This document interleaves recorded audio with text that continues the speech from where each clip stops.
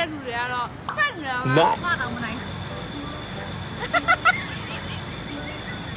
ခွေသားအောင်တို့ရောက်ရှိနေတဲ့နေရာကတော့အသီးတွေကိုလက်ကားစေးပေးတဲ့နေရာလေးပေါ့နော်ဒူးရင်သီးတွေပိန်းနေသီးတွေနှစ်နက်သီးတွေတရက်သီးတွေအများကြီးပဲပေါ့နော်သူကလက်ကားစေးပြန်ပေးတာဆိုတော့ဈေးကတော့တော်တော်လေးတက်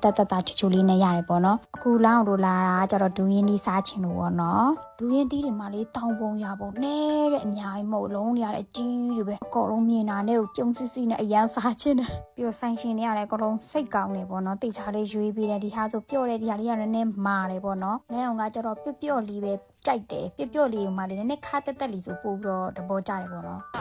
လုံးဝကိုမှဒဝင်းဒီဈေးချွတ်ချိုနဲ့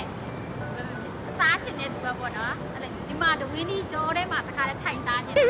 အိမ်မှာမစားချင်ဘူးဒူးရင်ဒီမှာအမျိုးမျိုးရှိရလို့ပြောရင်နောက်တော့တခြားမသိဘူးเนาะလောက်တော့ဒူးရင်ဒီမှန်ရင်တော့အကုန်စားတာပဲမသိဘူးဘာအသီးဆိုတော့မသိဘူးရှိကီလိုချိန်နေနဲ့1ကီလို180ရှိရ160 190အစားစားနေပေါ့เนาะအများကြီးရှိတယ်အဲ့ဒီမှာဆိုလို့ရှိရင်တောင်လိုက်ပုံထားတာပေါ့เนาะဒါကတော့လောက်လို့စားတဲ့ဆိုင်ပဲလူနဲ့အသီးနဲ့မလိုက်ဘူးအကျန်းအစီကိုမရှိဘူးဒါနည်းနည်းမာရနော်အမှားသေးဟုတ်တယ်ရိုက်တယ်အရိုက်ဖန်ပြန်စားလာကြည့်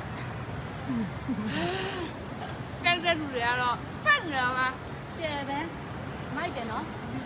ဝင်းမှာလာဒီတော့ဒါကတော့ခဏတော့အလုံးကြီးကနေပြီးတော့ဒါ3ယောက်စာကြီးပို့တဲ့ဟာပါဆယ်ထုတ်တယ်ပေါ့နော်အဲ့ဒီအပြင်ကိုနောက်ထပ်တစ်လုံးထုတ်ဝယ်တယ်အဲ့တစ်လုံးကကျတော့ဘတ်900ပြီးရင်ဒါ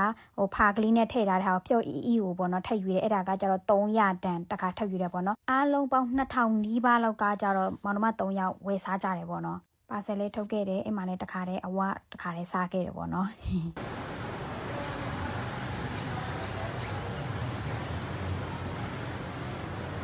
ဟဲ့ဒီကိုရိုက်လို့ရတယ်နော်လူရင်းဒီဘယ်ကိုခိုးသွားတာရော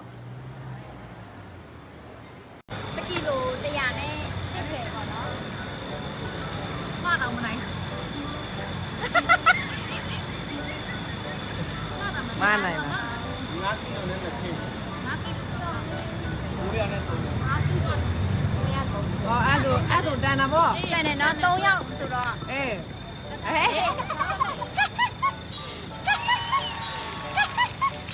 ဒါမှပြတ်တယ်စားရဒီမီစားတာဆိုင်ထဲကနေပြီးတော့အလုံးကြီးဆုံးချိန်လိုက်တာ